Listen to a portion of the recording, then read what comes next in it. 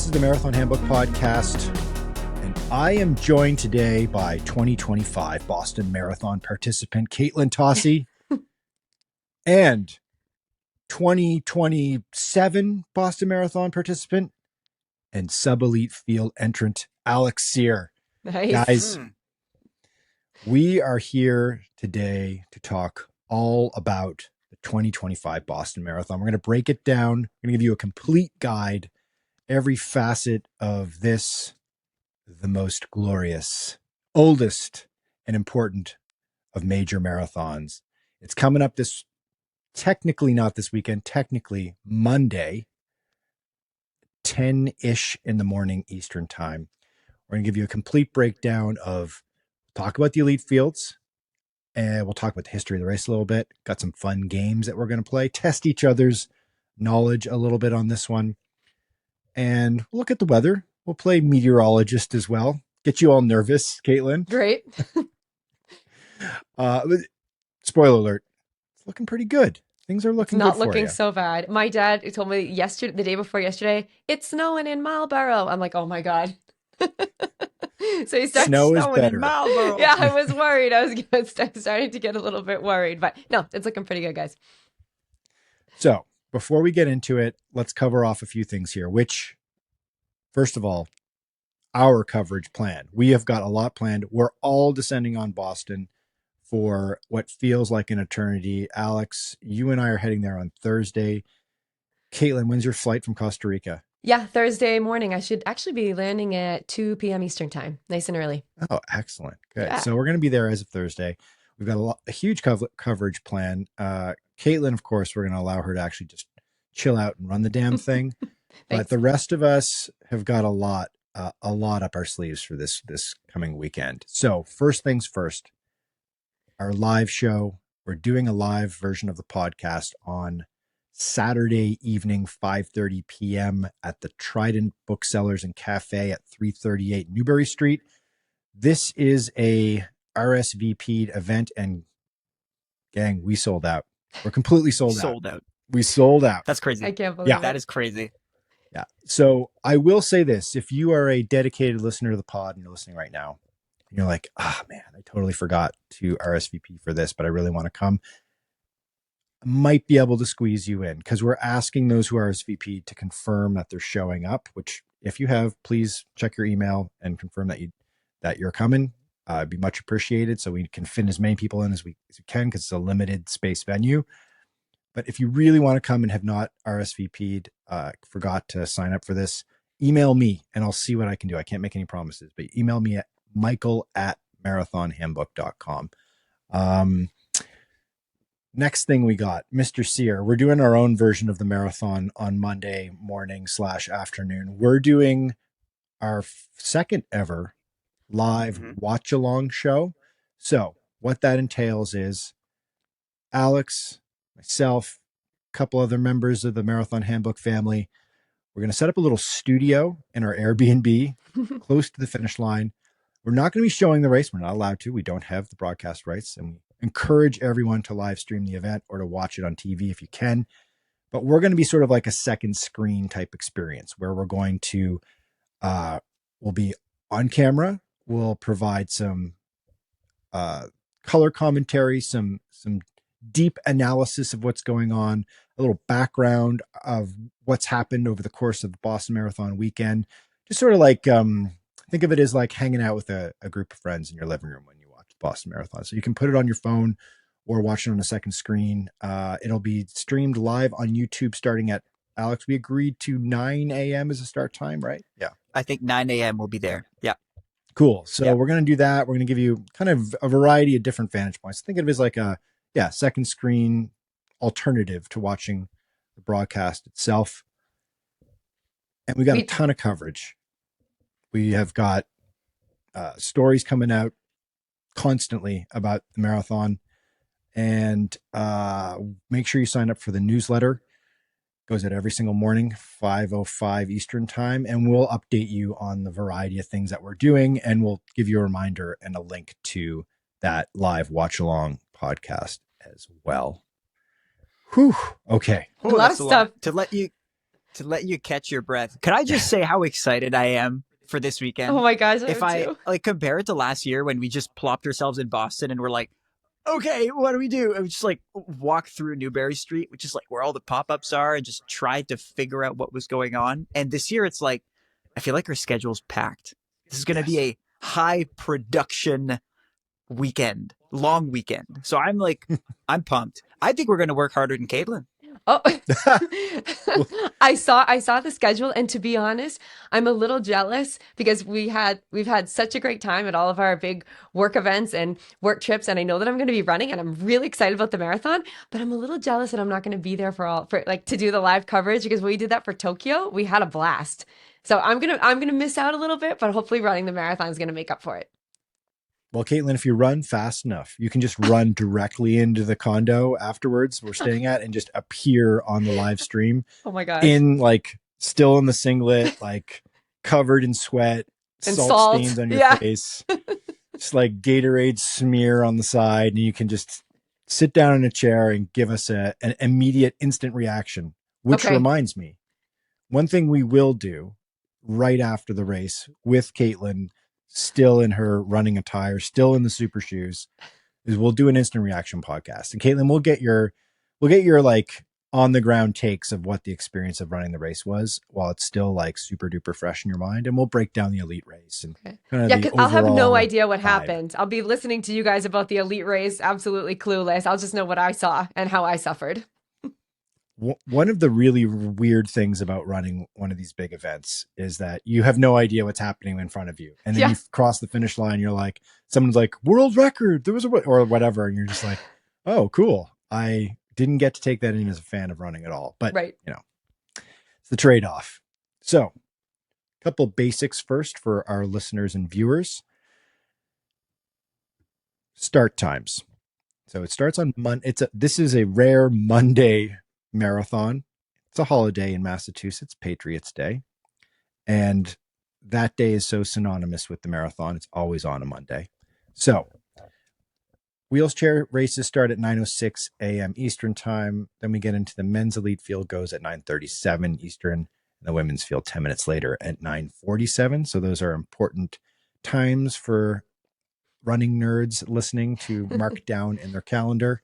And as I said before, we're going to do our live watch along thing at 9:00 in the morning Eastern starting.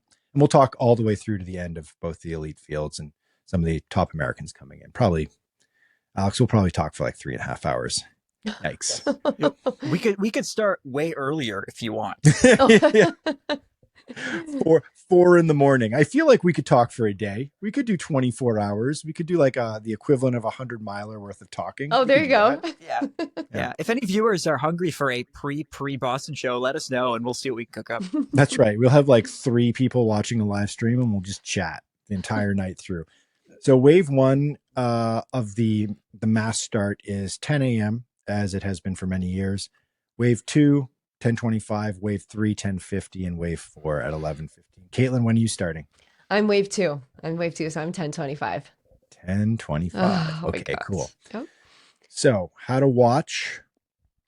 If you are in the Boston, Massachusetts area, the ABC local affiliate WCVB has the race. They do the live broadcast and they stream the race as well. But nationally, it's on ESPN2 and the ESPN app. Internationally, your best bet is probably Flow Track for a live stream or Eurosport if you're in many European and some South American and Asian countries as well. I believe Eurosport covers it there as well. We've got a story that was basically like a complete guide with all the links. So I'll put that in the show notes for us. Okay. Caitlin, Oh God. Boston Marathon. Yes. Get your Kleenexes out, folks. Oh. Caitlin, you're doing Boston. This is not your first Yep. time doing Boston. We're going to do story time here for a second here for each Okay. of us. Yes, no, it's not my first time, and for a lot of people, that's surprise news. Just as a bit of a teaser, because I'm not going to give too much away. I'm putting together a vlog about my Boston story because I decided that maybe it was time to share it as a running coach. Because many have asked me, when was your first marathon? And I always go back to saying, oh, it was Twin Cities, which was just a few years ago, and I never mentioned Boston because Boston was kind of a silly thing. So. In 2003, I was a junior in college and never had run at all. I was a center midfielder on the soccer team for all of the years. Like started playing in kindergarten, little pee wee soccer, and then up through college, playing soccer and never ran. And decided that in 2003 I was going to run the Boston Marathon.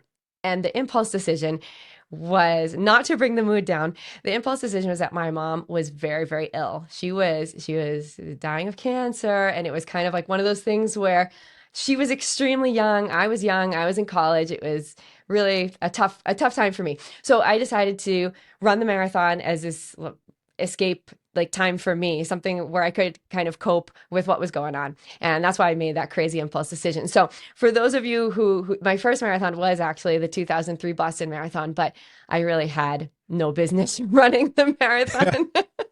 Like at all. I trained. I would get home from college every day, go to the gym, get on the treadmill because New Englanders will understand me. Sometimes you have to train a lot for the Boston Marathon on the treadmill. So I'd go to the gym, and I remember like people coming in and then coming out, and I was still running. So I did train, but it was a very amateur decision, and maybe that's why I became a running coach to tell people what not to do.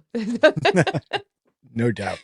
So I'm coming back this year to Boston because I want over 20 years later my Boston comeback and run the race again as a runner, as a coach, and with many years of training. So we'll see how it goes. Hopefully I can beat my 2003 time. Hopefully so. The those who are longtime listeners or viewers of the podcast know that you are a native of Newton, Massachusetts. Yep. And so this race is in your bloodstream. And I will test your local knowledge later on with one of our little trivia questions. Mr. Sear, you are probably the most experienced Boston expert that has never run a marathon in your life. You've been to the race a couple times. You've covered the race a few times.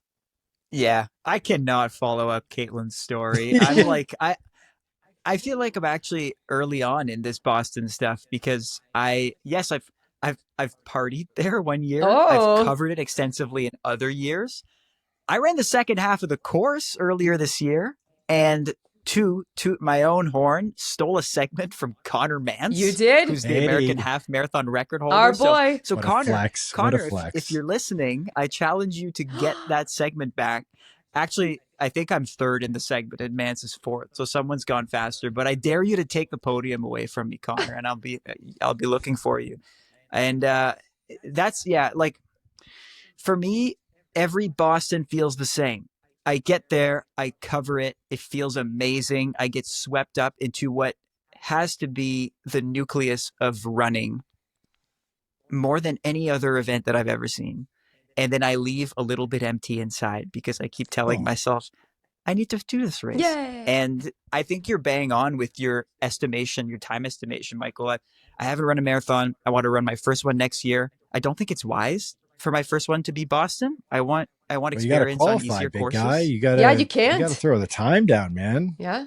Sure, there you go. So 2027 is probably the timeline that makes sense. So this year it's going to be more coverage, but I think more organized coverage where I just have a sense that we're going to live it even more this year. So it's going to be awesome. So yeah, I'm fired up. And honestly, when I go, I kind of like fall under Michael's wing because this seems to be a second home for you. You've covered it 10 times. Is this number 10?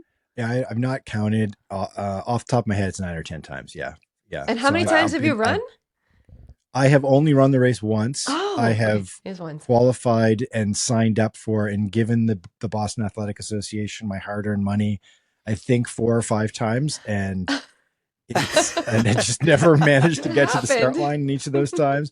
couple of times injury, and then a Okay. couple of times just work related stuff where it was like more important for me to cover the race than to run the race. Got it. So I had a great time that I ran at the 2011, which we'll get to later on, I think, at some point in this podcast, talking about like banner years in Boston. 2011 was like the golden year of the Boston Marathon in terms of performance, because it was the tailwind year. Because this is a point-to-point course, which we'll get to in a second when we discuss the course. But first, let's play a little like did you know session here about the Boston Marathon, the race, its history, some fun little factoids, some things that you can share while you're like wandering around Boston on the weekend with your family, and you're annoying the hell out of them, telling them every little factoid about this race. We've each got a few. We're each going to like challenge each other to see what our Boston Marathon knowledge is. Mr. Sear, you want to start us off with one? Oh, can I say, I'll take dates for 500, Alex? No, just kidding. Yeah, there you go. Okay. No, Okay. Throw in a good Potables. opportunity. The photo. Guys, I think I only know the answer for sure to one of them, so I'm going to take this one. You ready? Oh, Okay. yeah. Who's the last American to win the Boston Marathon? Okay, can I Des go? Linden. Des Linden. Yeah. Okay, so do I give it to Michael because he said it first? Sure. Is that how it works? Oh, are we playing for 2018? points? Yeah, okay. 2018, Des Linden, in one of the most torrential years. It's huge downpour. Yuki Kawauchi won the men's race. It was like rain, cold, one of the most awful. I had some friends doing Boston that year, and they were like 10 to 15 minutes slower, even more than what they had set out to run. It was terrible. So it was like a grinding battle. And I think that's one of the main things that made Des Linden's career, one Yeah. of her career days. Yeah, absolutely. For Yeah. sure. Especially given the fact that like super tenacious win, and that's kind of like her brand, her trademark is that she's this sort of like gritty, grinding marathon runner, and that was the ultimate grit and grind run. All right, Katelyn. Okay. You want me to give you one, or you're going to give me one? Yeah, you're the local here. You know, you give us one. Let's see how we do here. All right, I am going to give you a real local one, so it might be kind of tricky. So you already mentioned that the Boston Marathon is held on Patriots Day. Now, Patriots Day is a holiday that is really just celebrated in a couple of states in New England. What does it commemorate? Something about Paul Revere. Something about Paul Bunyan?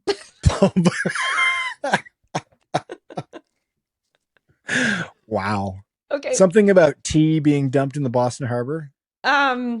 Okay, well, I've got the it Just give it to commemorates us. the start of the Revolutionary War, right? The battle. There we go. The Battle of Concord and Lexington, right, where we were trying to free ourselves from British rule. How's that gone? How's that going? Okay, no comments. Back to That's running. okay. Back to running. Okay, that's okay. Okay. What? I got one here. This is tricky. Okay. There's a couple of races that claim that they're older than the Boston Marathon. The Boston Marathon started in 1897. It's a long time ago. And Boston's been continuously run in one form or another since 1897. What's the only running event in North America that's actually older in terms of it being continuously run? Bing. Go, Alex. Yes. Canadiana here. Around the Bay road race in Hamilton, I think, began in 1894. It did, but it has not been continuously run in that time. They took some time off during the various wars and whatnot. The Buffalo Turkey Trot is the only race that's older. I would have never guessed that Turkey ever. Trot. Get out. Good on the Buffalo Turkey Yeah, Trot. That's right. awesome. Cool. Okay. Right. These are some good facts. Mr. Sear, do you have another one you want to throw at us? Okay. What was the Boston Marathon originally called? The American Marathon. Ding, ding, ding. Yeah, I think you got that. I actually did not know this. That is Yeah. I did not know that it was called the American Marathon. I love it. That's great. I think you guys should go back. I should go back to that. The American Marathon. The American TM. Marathon. Yeah, yeah. How bold to call your race the national race. That was the first name. So, Yeah. and became the Boston Marathon later on when I think it started garnering More marathons. competition, Right. more marathons and competitions Exactly. from even from down the road with the New York City Marathon gaining steam in the 1900s. So the American Marathon no more, but maybe still in our hearts. Okay, I've got one here. Okay. We didn't prep for this one, so you guys are just going to have to use your recent knowledge. Who is running, to my knowledge, the Boston Marathon for the very first time, but it's their second race this year, and they used to have a world record? That's a lot of hints. That's too easy. Go, Alex. Yeah, ding. I was going to say Daniel Radcliffe, Paula Radcliffe. The second most famous Radcliffe. Yes, Paula Radcliffe. So she ran in Tokyo and dropped a 2:57, which obviously is a far cry from her former world record of 2:15. But I mean, she's properly retired from running and now has come back as a more post-elite running retirement project. Okay. Very good. I have one. So, the qualifying standards for the Boston Marathon were not instated until 1970. When they were instated, what was the first qualifying time? 250. I'm going to Price is Right rules. Yes. Oh, come on. 251. No. 4 hours, guys. Oh, was it? Okay, I win. Generous. 4 That's hours. nice. Yeah, it was a very generous time. I thought that was great. I thought that was a great little factoid I found. I was like, 4 hours, and now they got chopped down another 5 minutes. And if you're in your 30s and you're a guy, you got to do 255 plus the cutoff. So Or better. yeah. More like 250. Yeah. Oh yeah, exactly. Yeah. Plus what you have to add in for the cutoff time. It's crazy. I think I know where your mind went, Michael, given that back then the running boom was more so reserved for people who wanted to run fast. There wasn't so much in the way of jogging. It was more if you're running a marathon, you're trying to run it really quickly. But I guess it goes to show that the average marathoner or the average qualifier is much faster now than back then. So I'm kind of surprised. All right, guys, let's wrap this one up. We'll take a quick break. And then after the break, we'll come back in and chat about, this is Katelyn, you're going to love this. We're going to talk all about the Boston Marathon course and why it's so damned hard. Oh, geez. Let's psych her out. Yeah, I'm excited.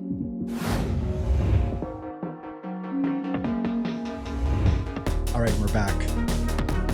Katelyn Tocci. Yes. You grew up on the Boston Marathon course. We're going to talk about the course. You're familiar with the course. Little put you on the spot trivia question here. Can you name, Boston is of course a famous point-to-point course. Can you name the towns, the communities that famously the Boston Marathon course passes through all the way into the big city? In order? In order. Oh, geez. Okay, that was the question. Let's hope I can do it in order. Okay, well, we start in Hopkinton, and then we get to Ashland, which was actually the original starting point before the marathon was 26.2 miles. So Hopkinton, Ashland.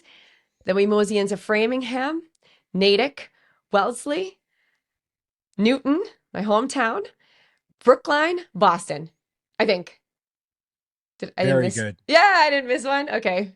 Did not miss one. Nailed it. In order. Genius. Yes. Right. So as you mentioned before, Hopkinton is the starting area. It's a cute little town, 26 and change miles outside of the big city. And it's pretty neat. You can actually, on marathon weekend, if you've never been, or if you've been and you've never thought to do this, you can actually go out to the start line and tour around, and it's incredible. Alex, have you ever done this?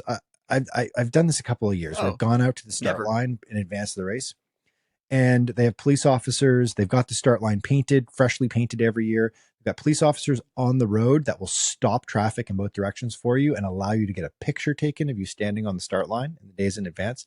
Got like a little, there's like a little farmer's market fair thing going on where you can buy some Boston Marathon related trinkets from the local artisans. It's a neat little, if you're there well in advance and you've got the time, you can take the trip out, to Hopkinton and get that experience, which is pretty cool.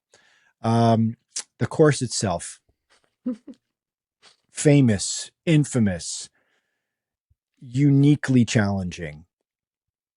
How you feeling about it, Katelyn? Have you have you thought about the course? Do you think about the course every long run? Have you Every you day. study this every day? Every day. For the past couple of weeks, I've gone back and forth and back and forth on my strategy so many times that I'm confused this far out, just a week away, what to do. Trying to take everybody's advice, waiting for Amby's advice that you guys teased the other day in the podcast. Yes. Because if I have to listen to anyone, it will definitely be Amby. But yeah, I've been thinking about it every single day. Where am I going to push a little harder? Where am I going to hold back? And just trying to figure out how to run this course smart. Because, I've been running at a certain pace, let's say, for so many months. And at the end of the day, does that go out the window with a really hilly course? Kind of. So it's kind of a hard thing to figure out. So yeah, we've got, you just teased there, Amby Burfoot, 1968 winner and icon in the sport, former Runner's World editor, who's kind of our, I like to call him our godfather at Marathon Handbook, who wrote a really beautiful feature on his favorite personal memento from running Boston all these years. You edited it, Katelyn. Really beautiful piece. Yeah, published yesterday for you guys to check it out on the site. And it was in the newsletter today. Really nice. I'll put it in the show notes as well. It's beautifully written, very elegant, very subtle. But basically, the guy won the race in 1968. He's got the laurel wreath and the winner's medal. And then he's run the event this will be his 29th running of the Boston Marathon this year. And he's his favorite keepsake from all of his experiences running Boston is not one of those winners trophies. It's something else altogether. It's a really beautifully written piece.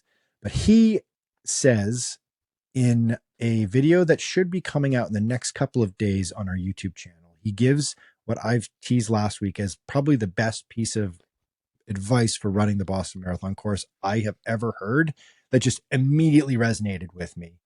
And so I'll tease that. We'll put it in the show notes as soon as that video drops. It's coming out, I think, should be out at some point on Thursday or Friday, right after this podcast comes out.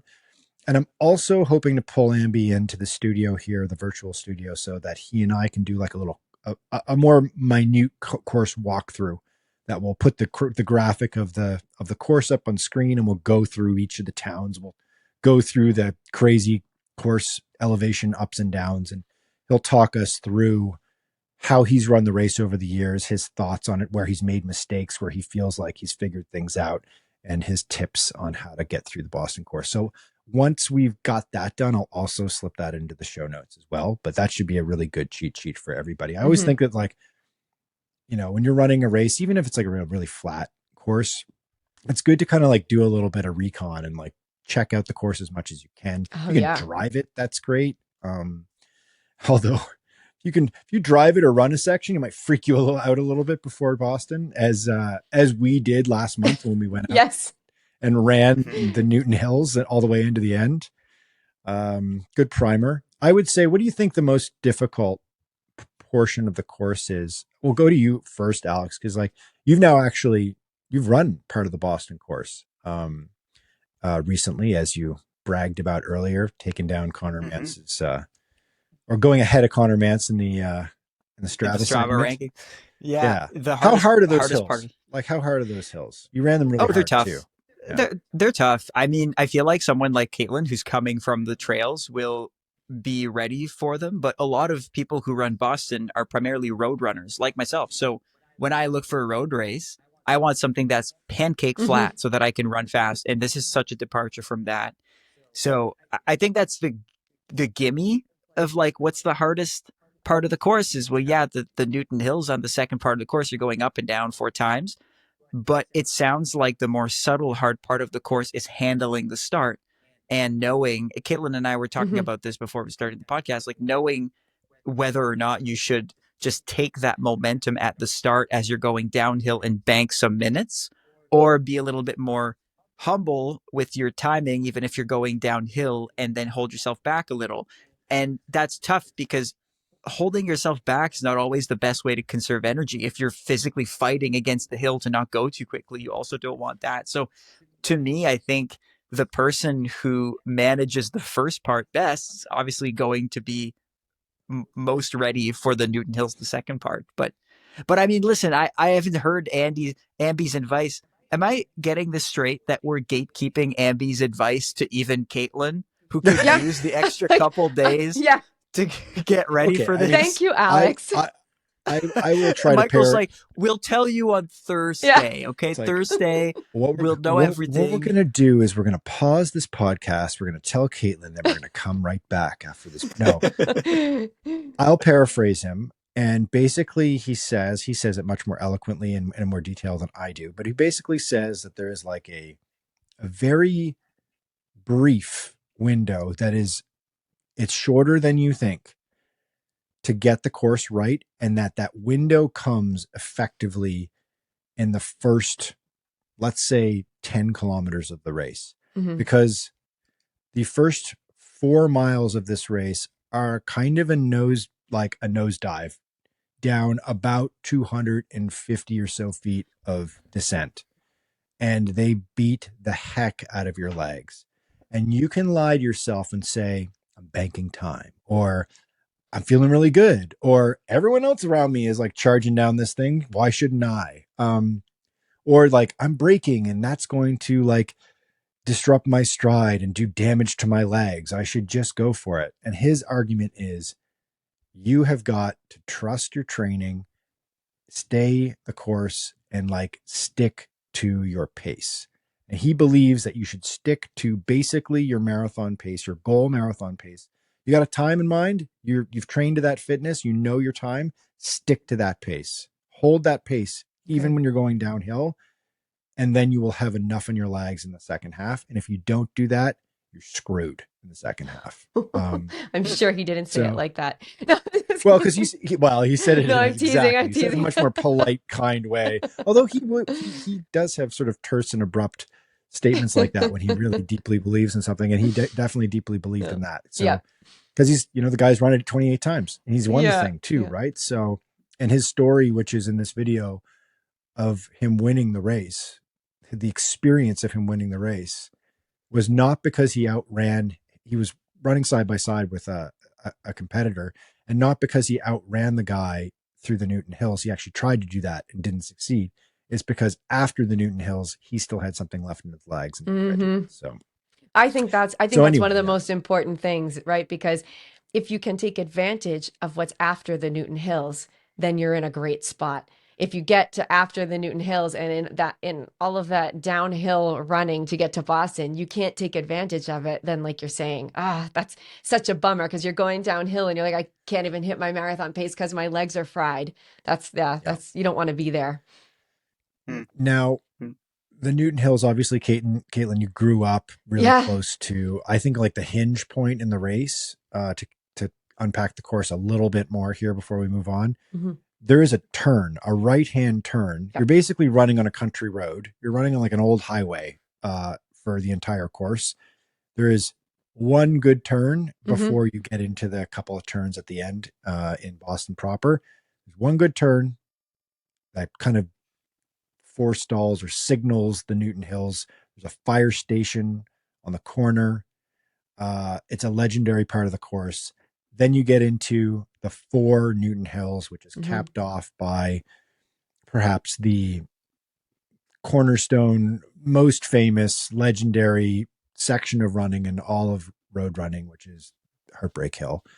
Heartbreak Hill itself is pretty steep. We discovered it's about a 5% grade. It's long and grindy, and it actually has a false peak, goes down slightly and then goes up again, which Katelyn and I got to experience on a run a month ago. We and did. It's tricky. On fresh legs. Yeah. Oh, this isn't too bad. Yeah. But the weird thing is, if you've never run Boston before, you can run Heartbreak Hill and not realize it, because it's not like Everest, right? It's not like you suddenly hit this last hill and it's just like crazy steep and it's impossible to get over. It's just the fourth of 4 really long grinding hills, right? Then you run into Boston at the end. I think the really tricky little last section, the last, I'd say 5 miles are like net downhill all the way in. Yep. There is a little hill at about 22 miles. You do a little bit of a climb, then it's more downhill. There is one tricky section with like less than a mile to go, and that's under the underpass. There's a dip underpass. It's just one of the cruelest things you can put into a marathon. But get past that, and then it's your running for glory. And then, Katelyn, get ready for it. It's like one of the best finish. It's the best finish. I can't It's the wait. best finish because there's grandstands on either side. It's like 700 meters, full straight stretch down Boylston Street, all the way to that big overhang Boston Marathon sign, finishing sign and finish line. And it's pretty extraordinary. I'm like choking up just listening to you explain it. Like seriously, I feel like emotional. Yeah, I feel like, oh my gosh, when I get there, I'm gonna be so emotional, excited. Yeah, now you got the advice. Isn't it nicer now? You have 2 Thank extra you, days Alex. to think about it and know how you might or might not be screwed. Alex is looking out for me. One last little bit of like no excuses here. Mr. Sear, meteorologist, weatherman Alex Sear, he's on the beat right now in Boston. What's our weather looking like for Boston Marathon Day? So it looks like we're going to have I'm like taking the meteorologist voice. Well, Michael, seems that we're going to, it's going to be something like last year. So into April, we're getting into like this proper spring weather. The fact that the race is not starting in the super, super early hours of the morning means that you'll get a little bit of heat. So we're looking at around 9 to 12-ish degrees Celsius, 50 to call it 55 degrees Fahrenheit. And that's Nice. at the start of the race. So given that 2, 3, 4, 5 hours pass from start to finish, I think chances are that we'll see like probably the higher edge of that. So 56/12. And last year, now that I think about it, I think last year might have been a few degrees warmer and people commented on the heat, how they found it hot. I just remember like, I think we passed 60 by the end of last year's race for most people. And people were sweating. Like I remember we were sitting in the media room and just looking at the big screen, you could tell that everyone from the leader, the men's leader, Cisse Lemma, to everyone in the masses had like their singlets stuck onto their chest from sweat. So this year might be a little bit cooler. I just keep going back to this, like this seminal study of temperature and running temperature saying that 8 degrees Celsius, 8 to 9 is the optimal temperature for running. And we'll be close to that. So I think weather-wise will be good. The wind is going to be very low, almost non-existent, which is, I think, a good thing. The wind plays a funny role in Boston. I think we mentioned this earlier, 2011 being the huge year because of the fact that there was a tailwind, so everyone ran super fast. If I were racing, I wouldn't want to gamble with the windy day because, well, if a tailwind's really good, it means a headwind's really bad. Right. So you're probably not going to deal with anything wind-wise. So you want I think you're good. You want a what? A south to north, sort of southwesterly wind. That's what you want in Boston, right? Because the course kind of snakes up a bit and towards the ocean. So am I getting that right? I always like, whenever I'm reading the weather, I always have to think twice about the wind. Yes, you want a southwesterly wind blowing at your back, forcing you up and down those hills. That would be fantastic. I love this weather report because I'm watching Katelyn like in real time reacting to the details that Alex is rolling out here. It's like, okay, good. Okay. I'm going to, it's like fine.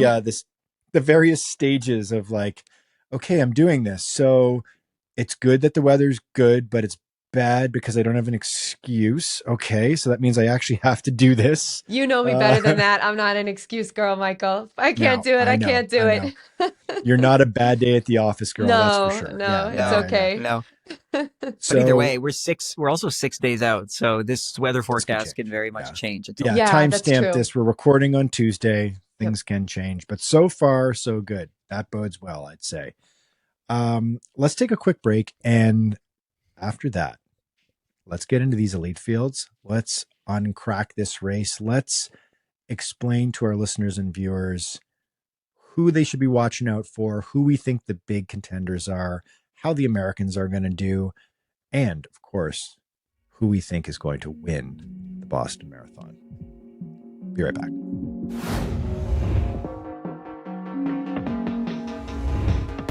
All right, and we're back. The elite races.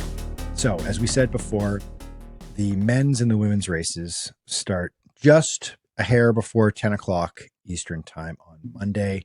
9:37 and 9:47, the men's and the women's races go off. Let's start first, Alex, with the women's race. What's the big storyline here? Like, give me a snapshot here. If I'm settling in to follow along with a live stream or on my TV, and I also am watching our watch along live stream on our YouTube channel, what are you and I going to be talking about? Like, off the top, what are we hyped for? What's the main thing in the women's race that we're looking at? A potential super rare three-peat. Mm-hmm. Okay. Nice. Helen Obiri, Kenyan athlete, training in the States, running for On, has won the Boston Marathon the last 2 times, and she's back on the start list this year. All eyes are going to be on her. Mm-hmm. She, I think, is the favorite. And I say I think because there's 2 ways of looking at this race. If you go on, I think we might have this list published, or if you find the elite start list online, Helen Obiri is not in the top 5 times. I don't even think she's in the top 10 times. And that's because the funny thing with Helen Obiri is that she's not a time trialing racer. I'll call her a racer. And that's because she does well in races where it's tactical. She can sprint hard to the end. She can take on challenging courses. It's led her to not only Boston victories, but New York City Marathon victories. She won bronze at the last Olympics. She's a total baller. But once again, this year, she's going to be facing athletes who have run much faster than she ever has. So there's a couple characters on the start line who could really take it to her just based on pedigree alone. So we have a 34-year-old Ethiopian athlete, Amane Bariso, who's got a 2:14 marathon. So this is the 5th fastest marathon of all time. She's also fit. We know this. She just won bronze in Tokyo, and so she's coming in hot. We have Yelemzirf Yawela, who's a 2:16 marathoner. She won London in 2022. We have Irene Cheptai of Kenya, who was 3rd in Chicago, who's run 2:17. And then, I should say, we have a slew of Americans as well. So, like, if you're into the American race, there are an incredible amount of women on the elite start list. Kira D'Amato is probably the favorite to land a top 5 finish. I think that would be a win on the American side. If one of the Americans can slide in the top 5, I think that would be very good. 2:19 is her best. We have Sarah Hall. We have Emma Bates. Des Linden is racing again. Dakota Popen. So there's the name on the start list you might not recognize, Dakota Popen. She previously went by Lindworm. She recently got married. So now Popen, she represented the States in Paris. So women's race is tight. And okay, very last thing. That's to not even mention Sharon Lokedi and Edna Kiplagat, who both completed last year's podium and who, like Obiri, don't even factor in the top few ranked athletes. But that didn't stop them last year. So I think if the race ends up being a tactical affair, I'm putting my money on Obiri. But also there is an opportunity for someone like Bariso to just take it out at 2:15 pace and then maybe no one hangs. Right. Sort of like Cisse Lema did last year in the men's side to win the race. He just went out just did stupidly fast. I mean, I think he was pacing 2:01 pace or something like that in the first half of last year's race, and just made created this incredible gap that nobody could close and hung on for dear life in the second half. We could see that from Bariso this year. Actually, probably a pretty good tactic. Interesting thing about Helen Obiri, that she just hasn't. She runs New York, she runs Boston, she runs the Olympics. So typically tactical, kind of hilly courses, more challenging courses. So she just hasn't had an opportunity to run super duper fast. And because of that, you're right, Alex. She's 10th in terms of pure time ranking for the women's field this year. She's behind 2 American runners, Kira D'Amato and Sarah Hall. obviously both D'Amato and Hall, their bests are from at least a few years ago now. Sarah Hall's is a 5-year old time now, so I don't think we're seeing those performances from them anymore. Although you never know with Kira D'Amato, and Sarah Hall runs well in Boston. But yeah, it's kind of an interesting scenario that Helen Obiri is like just ahead of American Emma Bates in the rankings in terms of pure time. So that's the women's side. We've unpacked the American races to a degree here. Kind of got like a little bit of a greatest hits of current women's American marathon running going on here. Boston always tends to pull quite a bit of top American runners in. Who do you guys think? We'll get into who do we think wins in a second here, Mhm. but who do you think? How do you think the pecking order sort of resolves itself in terms of the American women here? I think it's hard to bet against D'Amato. Mhm. That Okay. was I my think pick I too. think her I think her Yeah. pedigree is just stronger. A part of me wants to bet on an up and comer like Popen, previously Lindworm, given that she had such a strong year last year. She's still coming into her own, relatively inexperienced in the marathon, and oftentimes it's at that point in your career that you see big jumps. So I wouldn't rule something like that out. But when it comes to D'Amato versus Hall versus Bates, who are all veterans of the sport, I have trouble seeing someone overtake D'Amato unless it's a massive surprise. Caitlin, you like Kira D'Amato as well. Yeah, I do as well. And it's actually kind of funny because when we get to who I choose for the all-out winner, it's not really going to make sense because in this case, I would choose her and she does have the fastest time. So I'm choosing someone who I feel is on the faster side rather than hinting and giving a big hint of who I'm going to choose for who I think is going to win the marathon all out. I'm going with Dakota Popan. Okay. I think she's the riser right now. I think she's sort of coming into the peak of her power. She's 29 years old. She's actually run Boston 3 times already. She sort of sneakily got in there because she was kind of flying under the radar before her big breakthrough last year. She obviously qualified for the Paris Olympics on the U.S. team in the marathon by running an extraordinary breakout race in the U.S. Olympic trials last spring in Orlando. And a Minnesotan, somebody who's run a number of marathons, but has really kind of put it together in the last, let's say, 2 years or so. And with that combination of having that experience of running in the elite field a few times previously, but kind of being a bit of an unknown or like a lesser known American runner previously and accruing that experience, coupled with where she's at right now in terms of her fitness and her ability level, as long as we get confirmation that she is indeed healthy and ready to go and the training has gone well, I'm picking her first. And I'd rank them sort of like Dakota Popen, Emma Bates, Kira D'Amato, Des Lind, and Sarah Hall. That would be my power rankings right now of the American field. Mark those down, Alex, and mark Okay. your own down as well. And when we do You're the on the watch record. along, live stream, let's see how we You fare guys in can that. duke it I out. think that's right. Okay, last before we move on to the men's race, who wins? Caitlin, who you got? Yeah, well, I'm going with Obiri, and that's why my other pick didn't really make sense because I'm just going with the experience, and I know that she's far down on the list, but I still feel like with that experience and with that will, she wants the three-peat. She's going to give it her all, and she's just good at working the course. I mean, she knows the course. And I know that she's not going to win, but I just want a little shout out, a little mini shout out to Costa Rica because we've got our own Diana Bogantes who's in the elite field this year. She did a 2:32 in Valencia, and she right now holds the Costa Rican national record, and I think the Central American record for the marathon. So we're really excited to have someone representing Costa Rica in the elite field. So that'll be fun to watch her. Watch out for her. The adopted daughter of Costa Rica, Katelyn Tocci. Yeah. Mr. Sear, what's your pick? It depends if they play in Obiri's hands again. All these the races that Obiri has won have been tactical. Obviously, because she was a 5,000-meter Olympic medalist, she's going to win these races. I'm predicting that this year, the other runners finally take note and decide to just take it out from the gun and give themselves a chance to win. Mm-hmm. Not saying that Obiri doesn't win in this scenario. She's a fantastic tactician and runner, and she could totally surprise.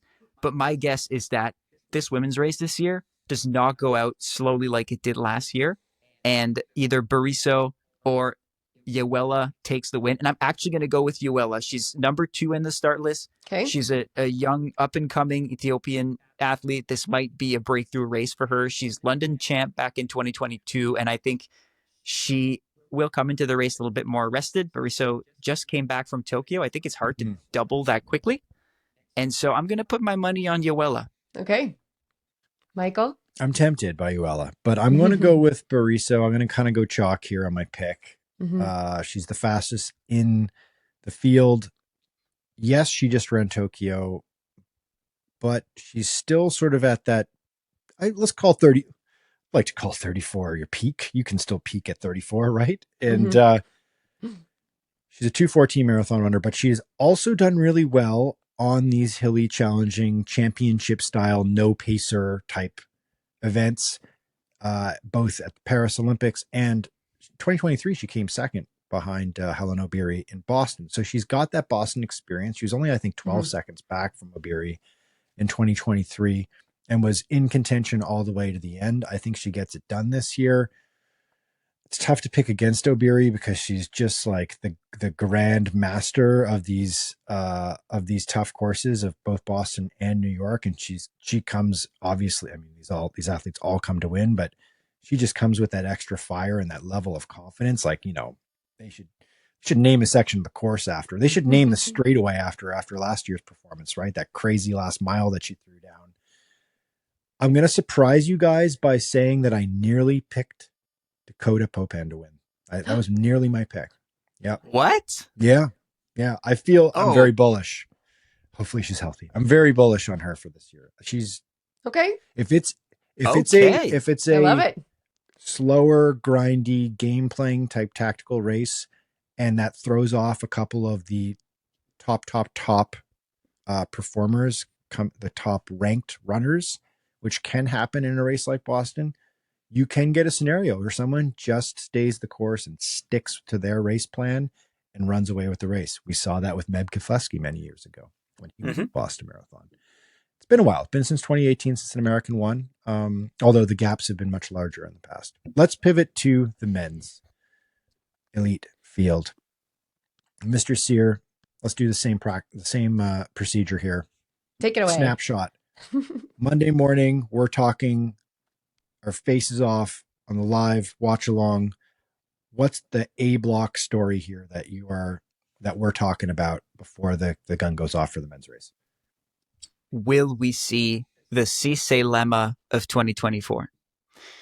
Last year, there was no doubt that Cisse lemma was going to take the win from the very start. He took it out by himself. He was the class of the field. He knew it. He went out incredibly hot. No one ever caught up to him, and he sailed all the way to the finish line and won the race. He is a world-class athlete. He's the 4th fastest marathoner of all time. The only 3 marathoners to run faster than Cisse lemma are Kenenisa Bekele, Elliot Kipchoge, and the late Kelvin Kiptum. This guy is as elite as they come. But after a wicked, let's put wicked in our vernacular again as we prepare for this weekend. Nice. Wicked. After a wicked spring where he showed crazy fitness in Boston, the rest of the year wasn't all that good. He got hurt. He had to pull out of the Olympics with an injury. His replacement was eventual winner Tamirat Tola. That's how deep Ethiopia is in distance running. He came back near the end of the year to race Valencia, which is where his 201 came from years ago. It wasn't as rosy. Finished in 2:10. So there's reason to believe that he's not in the fitness that he was last year. But yet 4 months have passed since this Valencia race, and I think he's laid low. So it's possible that we see the Cisse lemma of last year. And if he's there, it will be tough to beat him. However, the start line is incredibly fast. And I don't know what to make of this, but in the last few years, for whichever reason, it seemed that the women's races and major marathons have been more tactical, opening the door for racers like Helen Obiri to take the win. whereas the men's marathons are more breakneck. And if you have a fast seat time, chances are you're going to finish high. And so, with that in mind, when you look at someone like John Career, who's on the start line with a 2:02 personal best and one of the fastest negative splits and second halves of a marathon last fall when he won Chicago, it's hard to bet against him. I think he could be Cisse Lema's main competition. And then on top of that, you have Evans Chebet, who's a 36-year-old athlete from Kenya who is low key a Boston legend. Like he's won the race in 2022, 2023, and then last year he won bronze. If we want to talk about decorated Boston athletes on the men's side, he's our guy. And so I think these three are probably our top contenders. A few dark horses. There's Cyprian Kutut of Kenya, who's run 2:03 and has a silver medal from Berlin last year. We have, running fans will love this one. Lalisa Desisa, one of the three athletes pinged by Nike in 2017 in their Breaking 2 project, which Michael covered and which thrusted Kipchoge into total running spotlight when he almost broke the 2-hour mark. Desisa was the man 6 minutes back, but also is no slouch. He's got 2 Boston wins, actually, but no marathons to his name since 2020. So if you want to talk dark horse, I think he's the main dark horse. Americans. Pivot to the Americans. Conor Mantz is racing. He's now my favorite American to watch because he's got the balls the size of Massachusetts itself. The balls the size of Utah. Conor Mantz. He's fit. He won he set the new American half marathon record in Houston on a non-ideal day. He's in ridiculous shape, and he's got like that gutsy style of running where he might even go out with the leaders no matter what the pace is. So he's just so fun to watch. His training partner, Clayton Young, who also represented America in the Olympics, the recent Olympics, will also be on the start line. CJ Albertson is there, who, if someone has balls bigger than Mantz, it's this guy. Indeed. And so I think the roster of American athletes competing on the men's side might be a little bit shorter than on the women's side, but the cast of characters is a very compelling one. And so I'll be looking at Mantz. I'd be surprised if anyone but Mantz wins the American battle. And when on the women's side, I'd say it would be considered a success for an American woman to crack the all around top 5. I would say it's similar on the men's side, and I would even guess that it might be more likely on the men's side to have an American crack the top 5. I think the most interesting name here is probably John Career. You love John. Yeah, Career. you do. I love John Career. You do. I'm bullish on John Career. Yeah. I bought a bunch of John Career stock pretty cheap a few years ago, and I've just got I've just seen a 10x in my investment here. He won Chicago last year. He had a fabulous second half, which to me just sort of signifies that this guy's figuring the marathon out. He's run Boston before, had some success in Boston as well. So, 4th place last year is pretty good. So there you go. I've revealed my pick, John Career. I'm going with Chebet. You going Chebet? You're going with the OG. Yep. Okay. Mr. Sear. Okay.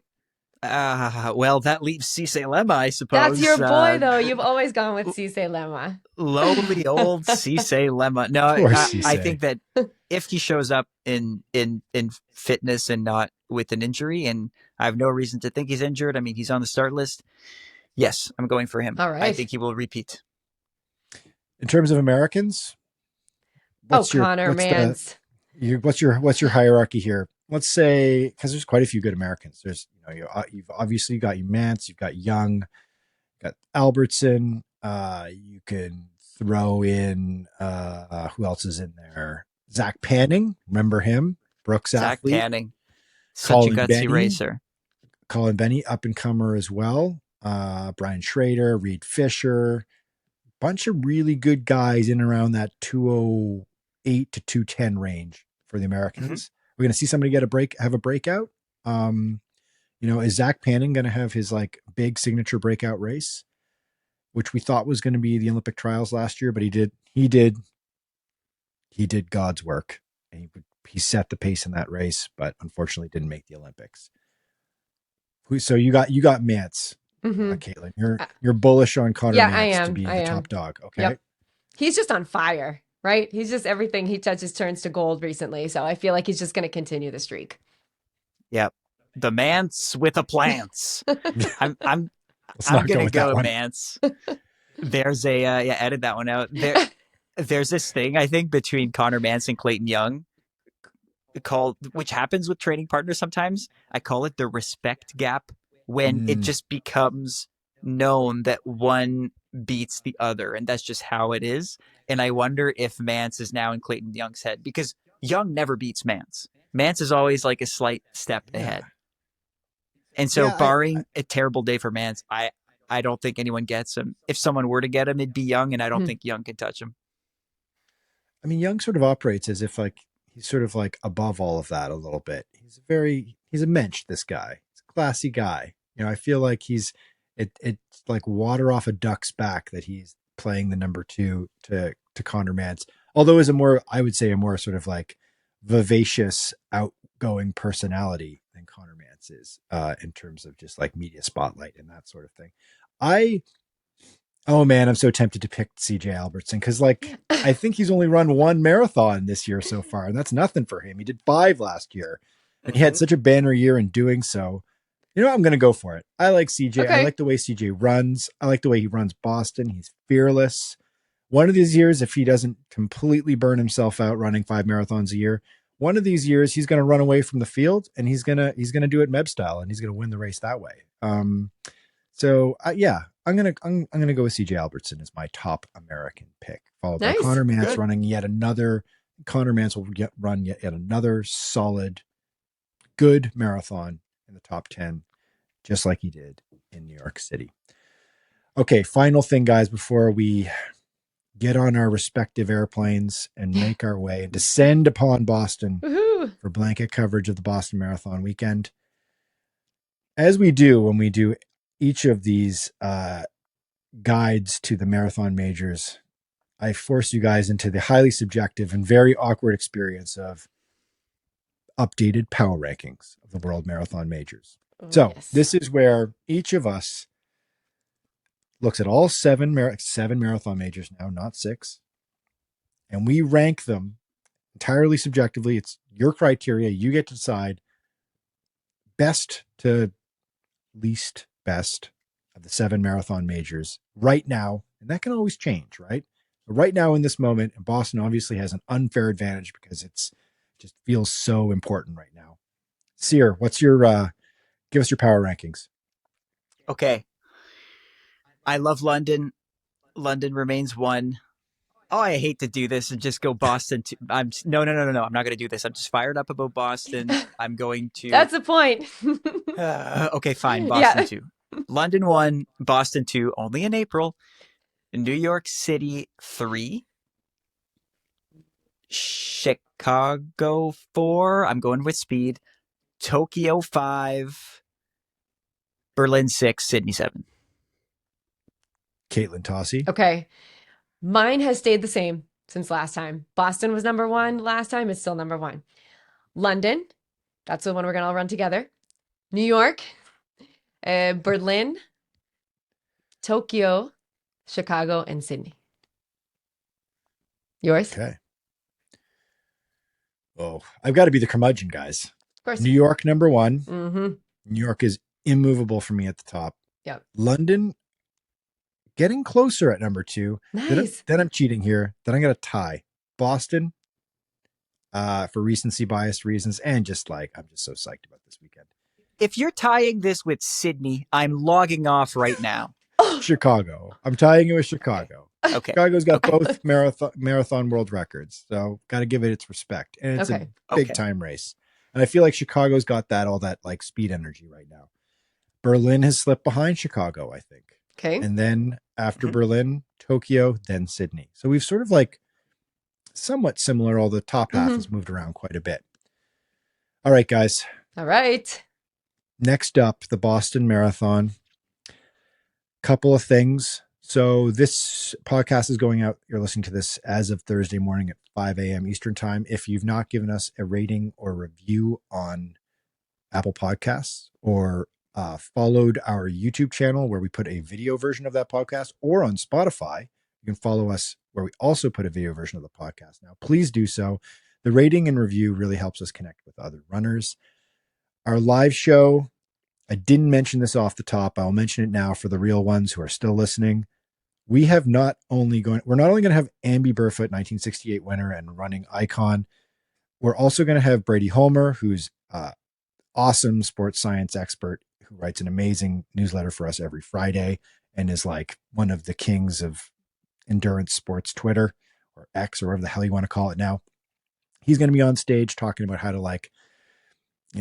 science the shit out of a marathon. Amby's going to talk about his experience running the race and give us a few hacks on how to run your best marathon, your best Boston Marathon.